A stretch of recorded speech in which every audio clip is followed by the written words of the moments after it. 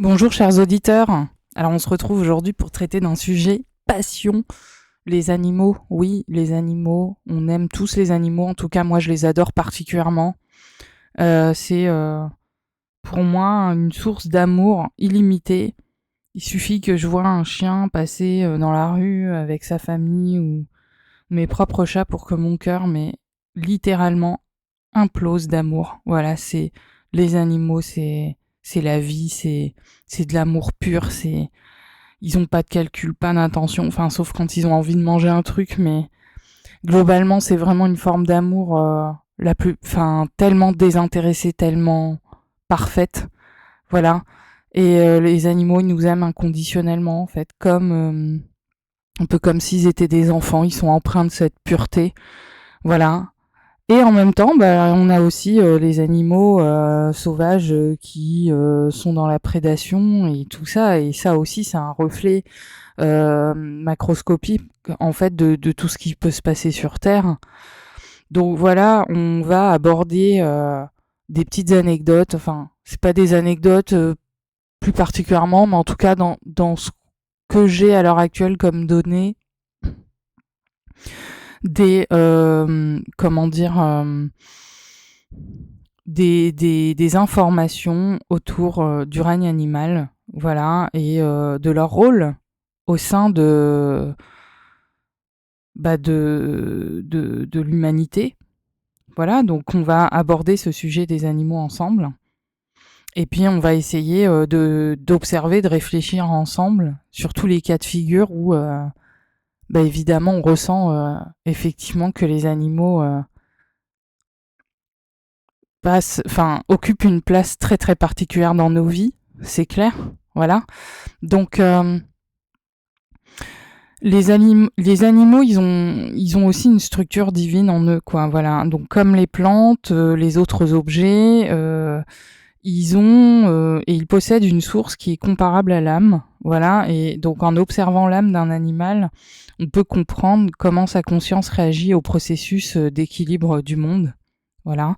Parce que souvent les animaux sont co-créateurs aussi avec nous, mais pas que. Vous verrez, il y a des choses absolument fascinante, hein, parce que ce que Grabovoi nous dit sur les animaux, c'est assez riche. C'est très riche, hein. L'animal n'est pas seulement un être biologique. Ils sont dotés d'une structure informationnelle complexe. Ils ont une âme, ils ont une conscience, ils ont des capacités aussi de pilotage de la réalité, et ils interagissent constamment avec l'homme, justement dans la perspective de ce développement éternel. Voilà. Alors, au niveau mécanique, plutôt micro-élémentaire, type spectrogramme par couche, on retrouve toujours la forme humaine. Donc je fais une parenthèse, la forme humaine, en fait, elle est sacrée. C'est la forme la plus aboutie que Dieu ait créée, en fait, dans l'univers. Voilà. Et donc on retrouve quand même la forme humaine dans toutes les espèces animales existantes sur Terre. Donc la perception des animaux, en revanche, diffère quand même de celle des humains. Alors, on va prendre un exemple, nos amis les chiens. Donc, par exemple, les chiens, ils perçoivent l'être humain du point de vue de Dieu comme une structure d'information qui est composée de formes géométriques discrètes, telles que des petits carrés, des parallélépipèdes, des choses comme ça, et plutôt que sous sa forme physique achevée. Bon, ouais, c'est étrange, mais voilà, c'est en s'approchant physiquement que l'image s'objective pour lui. Donc voilà. Alors quant au chat, il possède une structure de pensée où la partie inférieure correspond à la réaction aux événements futurs. C'est ce qui explique leur réflexe quasi immédiat. C'est ce qui explique pourquoi ils savent déjà quand. Enfin, moi, je me souviens qu'Amar, quand je rentrais du boulot, il sortait déjà pour m'accueillir dehors sur le parking, quoi.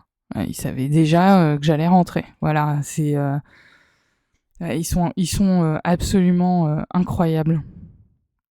Alors ils sont dotés aussi d'une forme d'intelligence, évidemment. Bon après selon les espèces, on sait il y a des intelligences très différentes, mais le comportement animal en fait c'est un système qui vise à se rapprocher de l'intelligence humaine Et l'homme peut accroître l'intelligence des animaux par des concentrations spirituelles notamment, en envoyant de la lumière, par exemple, en ce qui concerne les mammifères, sur leur colonne vertébrale.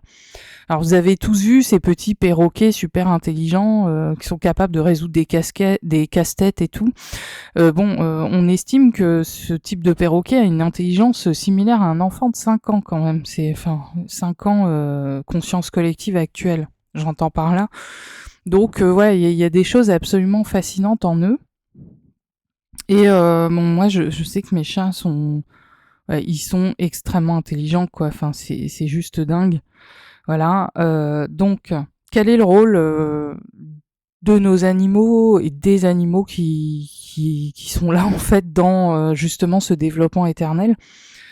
Alors l'auteur Grégory Grabovoy insiste sur le fait que la vie éternelle concerne tous les vivants et les animaux évidemment en font partie. Alors on va parler en termes d'interaction mutuelle, à savoir qu'il existe une loi de la vie, la compréhension profonde de votre être par une autre créature vous permet de vivre éternellement. Donc ça c'est une citation de Grigory Grabovoy, voilà.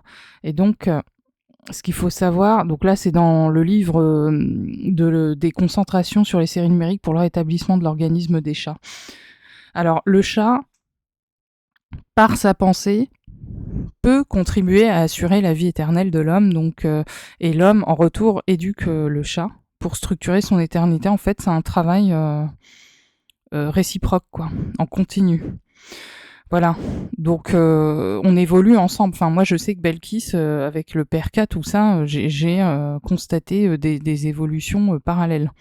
Voilà, même en termes de capacité, de vitesse, etc., notamment dans la rapidité de traitement d'informations qui ne sont pas la norme, dans le domaine de l'invisible, c'est-à-dire le niveau fondamental de la réalité. Il y a des choses qui nous apparaissent pas forcément dans le monde physique, mais qui sont dans le niveau fondamental de la réalité. On voit des chats des fois se battre contre des choses qui semblent invisibles. Et dans les caméras de surveillance, on peut aussi voir que ces choses-là, elles sont réelles. Nos chats sont vraiment nos protecteurs, quoi. Vous imaginez pas, c'est un truc de fou. Voilà, et Belkis, moi je l'ai vu gagner en vitesse, en précision et en anticipation quand le PRK est entré dans notre vie. Ça veut dire que les flux s'accélèrent, tant pour moi que pour elle. Et donc évidemment, avec les pilotages sonores, le but c'est de nous éduquer ensemble en fait, voilà. Alors, en ce qui concerne les chiens et leur rapport à l'éternité, c'est simple, hein, les chiens ils perçoivent toujours les humains comme vivants. Voilà. De façon invariable, même face à une personne qui est revenue, le chien ne voit absolument pas la différence. Il perçoit uniquement la continuité de la vie et il aide ainsi à effacer l'information de ce départ dans la conscience collective. Parce que comme quand on perçoit, on valide une information, comment dire, si nous, tous les humains, on se met à voir les personnes qui n'ont plus de corps physique momentanément, ça s'inscrit dans la conscience collective et en fait, les chiens sont dotés justement de cette particularité. Et vous avez vu, pour ceux qui s'y intéressent, des fois des chiens qui restent tout le temps sur la tombe de leur compagnon humain, qui ne veulent plus la quitter parce qu'ils restent avec leur humain en fait. Leur humain, pour eux, il est toujours là. Eux, ils continuent de le percevoir, tandis que les autres humains ne vont plus le percevoir, vont le percevoir comme partie entre guillemets. Voilà. Donc c'est très important comme point. Parce que en étant dans ce mode de perception multidimensionnel, le chien assure, apporte sa pierre à l'édifice dans la conscience collective de la non-mort, justement. Alors, en ce qui concerne les temps, le passé, le futur, notamment avec la queue et la tête des chiens. Donc pour le chien, la structure de l'information peut être visualisée sur son corps. Donc la queue correspond aux événements passés et la tête aux événements futurs. Voilà, donc ça c'est dans le livre pour les chiens. Voilà, et donc pour le chat, on va plutôt se concentrer sur la nuque et la base de la queue. Vous voyez ? Donc, ça va permettre au chat de développer sa capacité à comprendre le langage humain, mais en fait, ils comprennent. Moi, Belkis, quand je lui parle, il comprend, il réagit. Il y a même un langage avec le regard tout court et un langage aussi télépathique, quoi. Et ça, c'est un truc qu'on peut développer aussi. Je vous invite à explorer les pilotages sonores sur la télépathie, la télékinésie, la clairvoyance, etc., etc. Voilà. Alors, bon, les animaux, on vous le cache pas, ils ont des capacités que nous, on a oubliées. Donc, ils ont une forme de... Ils ont conservé quand même une forme de...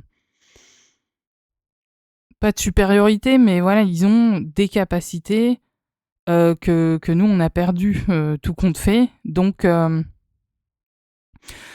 parle là de capacités extrasensorielles communément admises à l'heure actuelle, voilà, parce que ces super pouvoirs-là, on est censé tous les avoir en fait. Et là, on est en voie de les récupérer tout simplement.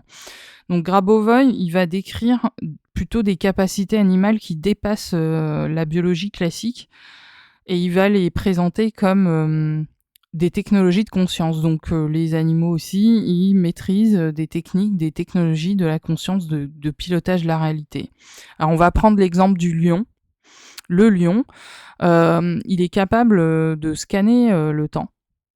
Ça veut dire que le lion peut scanner le futur jusqu'à 1 heure à l'avance. C'est ce qui fait qu'il est extrêmement difficile à attraper d'ailleurs.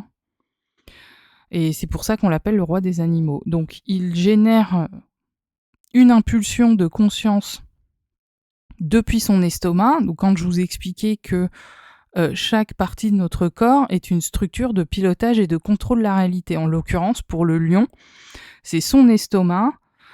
Et donc, cette impulsion qui va prendre la forme d'un ballon de rugby, oui, c'est une forme géométrique parmi d'autres, donc, et son cerveau pour anticiper la réalité. Sa gestion spirituelle est supérieure à celle du tigre, par exemple, car son esprit prend une décision avant même que sa conscience ne traite le signal. Donc cette capacité d'anticipation de futur fait que on l'appelle le roi des animaux parce qu'il a une capacité de survie absolument phénoménale. Donc je pense que le seul moyen de tuer un lion, par exemple, j'aime pas ce mot, c'est de l'enfermer, de le parquer, quoi, en fait. Voilà, et ouais, parce qu'il voit tout à l'avance, clairement. Et donc, qu'est-ce qui en fait le roi des animaux ? C'est qu'il a cette capacité d'anticipation que les autres n'ont pas. Et donc, nous, êtres humains, également, nous devons avoir cette capacité d'anticipation. Je sais pas, pour éviter un accident de voiture, par exemple, on va savoir d'avance qu'il faut pas partir, etc. Moi, ça m'est déjà arrivé, mais je me suis pas écoutée. Et je me suis forcée à partir quand même. C'était assez loin de chez moi quand même, et je me suis sentie vraiment en danger tout le temps. Et je pense que si je m'en suis sortie, c'est parce que j'ai pas cessé de prier, en fait. Voilà. Et je pense que j'ai été vraiment miraculée ce jour-là parce qu'il avait neigé, il y avait des plaques de verglas, tout ça. Enfin bref, voilà. Alors que je suis par ailleurs une excellente conductrice, quoi, mais vraiment pilote au sens du terme. Voilà. Alors l'aigle, l'exemple de l'aigle. L'aigle, il maîtrise les technologies de téléportation et d'antigravité. On parlait d'antigravité il y a quelques jours avec le PRK-UG et le pilotage sonore qui permet de vivre ça. Voilà, donc c'est quoi la téléportation ? Il y a un pilotage sonore aussi pour la téléportation. C'est la capacité du corps humain de pouvoir se déplacer à très grande vitesse sans que ça puisse nuire à son corps physique. Voilà, donc ça c'est quelque chose, moi que perso je fais toutes les nuits sans problème, quoi, depuis très longtemps. Mais avec le PRK1U, effectivement, voilà, il y a une accélération des capacités, de la vitesse, de la précision, etc. Donc voilà, c'est tout un truc à explorer. Il y a plein de choses à faire. Voilà. Donc l'aigle, revenons-en à l'aigle, il utilise donc l'antigravité pour voler. Et il peut justement se dématérialiser ou se téléporter instantanément pour éviter un impact au sol. Donc vous voyez le truc, c'est une technique de survie. Ça veut dire que même sur les champs de bataille, Dans les arts martiaux, il y a des humains qui avaient la capacité de se téléporter pour pouvoir sauvegarder leur vie. Ça, c'est réel, en fait. Hein. Voilà. Donc ça, c'est dans un autre livre. Là, c'est un recueil entre 1977 et 92, il me semble, ou 94. Enfin, voilà, on aborde ce sujet-là à un moment donné. Pour ceux qui veulent en savoir plus, laissez un commentaire, voilà. Donc, comment l'aigle procède pour faire ça ? Eh ben, il scanne le futur grâce à une impulsion venant de ses plumes et de ses yeux. C'est-à-dire que voilà, ces structures de pilotage pour scanner le futur viennent de ses plumes et de ses yeux. Donc nous aussi, les parties de notre corps aussi servent, évidemment, à piloter, à contrôler. Voilà, d'où l'importance de régénérer notre corps. Alors l'autruche, faire l'autruche, vous connaissez l'expression faire l'autruche ? Bah justement, l'autruche, quand elle cache sa tête dans le trou, là, dans le sol, eh ben, elle scanne le temps. Elle scanne l'avenir. À 1 minute près, bon, alors elle le sait, elle ne cache sa tête que si elle a scanné l'avenir et elle sait qu'il n'y a pas de danger réel. Donc à partir de là, s'il y avait un danger, elle serait déjà partie en fait. Voilà, tout simplement. Alors, les animaux comme principe d'observation, de gestion de l'agressivité, pour la guérison notamment, donc c'est la technologie prédateur-non prédateur.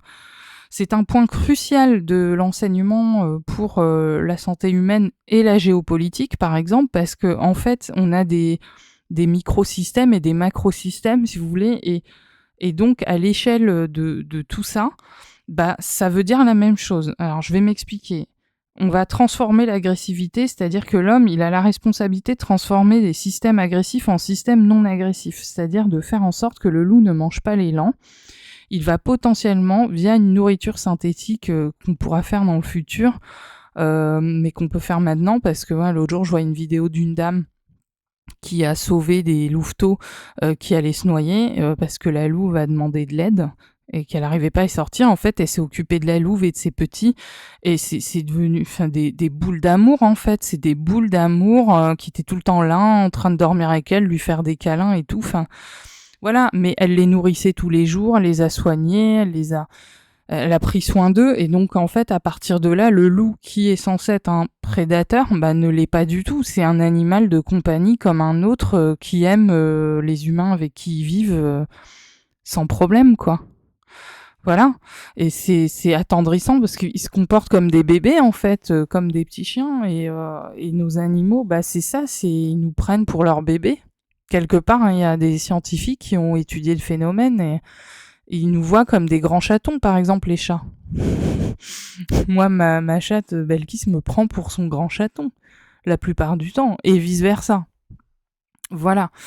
Donc, l'application immédiate qu'on peut en faire sur le plan de la forme physique, notamment en ce qui concerne, par exemple, le cancer, parce que le cancer, à un niveau micro, c'est ça en fait, c'est cette prédation, c'est cette logique de prédation, et donc cette harmonisation de la nature va servir aussi la technologie de guérison, c'est-à-dire que si l'homme nourrit le loup, qui est un prédateur, et qu'il en prend soin, en fait, ce qui se passe, c'est qu'avec les cellules, au niveau cellulaire, les cellules qui se désharmonisent et qui se mettent à proliférer et à rentrer dans un système de prédation, ça va faire que pour sortir de ce cancer, notamment en phase terminale, on peut placer donc ce type de structure de prédateur non prédateur pour normaliser la situation, pour empêcher la destruction. Donc cela va stopper la mutation cellulaire agressive, par exemple. Voilà. Alors en termes de prévention des catastrophes, là on parlait du niveau micro. Là on va parler au niveau macro. C'est ce même principe qui va permettre de prévenir soit des explosions nucléaires ou l'utilisation d'armes bactériologiques, par exemple, car la présence d'animaux sauvages qui portent une information de neutralité dissuade l'utilisation de telles armes dans certaines zones. Voilà. Alors, en termes de retour de nos êtres chers disparus et de reconstitution, eh ben, les animaux, comme le lion par exemple, ou même une simple photo, vont aider, vont favoriser le retour de l'être cher en fait, et ils vont aider à disperser la tension. Le lion, par sa capacité à scanner le temps notamment, lance le champ informationnel du futur nécessaire au retour. Donc très clairement. Et vous voyez mon chat Camar, je vais vous faire une confidence, mais mon chat Camar est entré dans ma vie et je sais que c'est mon frère qui me l'a envoyé pour m'aider à patienter, à attendre. Et je sais très bien que mon frère me l'a envoyé. Et ce petit chat, quand il est entré dans ma vie, déjà il avait exactement le même regard que mon frère, mais exactement le même. Ils ont le même regard, mais littéralement quoi. Et Camar, quand il est entré dans ma vie, mais ça a été un super PRK1U. Tout a été chamboulé en fait, tout. C'est tout de suite, il m'a fait rentrer dans une nouvelle phase d'existence qui n'avait plus rien à voir avec la précédente. Donc, je vous assure, c'est tout à fait assez énorme. Et au regard de ces informations là, ça me semble mais tellement évident, en fait. Voilà. Alors, la reconstitution par la Terre. Il est mentionné que l'absence d'ossements d'animaux, par exemple, ou d'humains datant de plus de 5000 ans dans certaines régions, suggère que la Terre possède un système de restauration. Et cette simple absence prouve qu'elle les a reconstituées, elle a reconstitué ces formes de vie, humaines ou animales, autre part. Voilà. Donc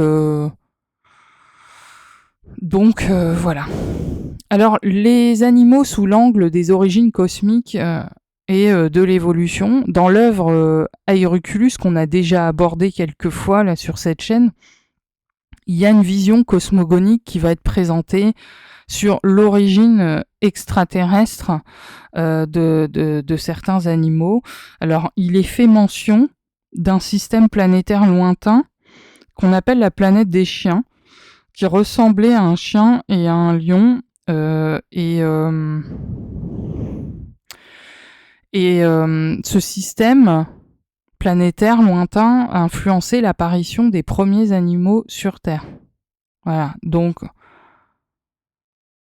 les animaux comme des êtres parfaitement autonomes, puisque les animaux auraient commencé à penser par eux-mêmes plus rapidement que les humains, par nécessité de survie.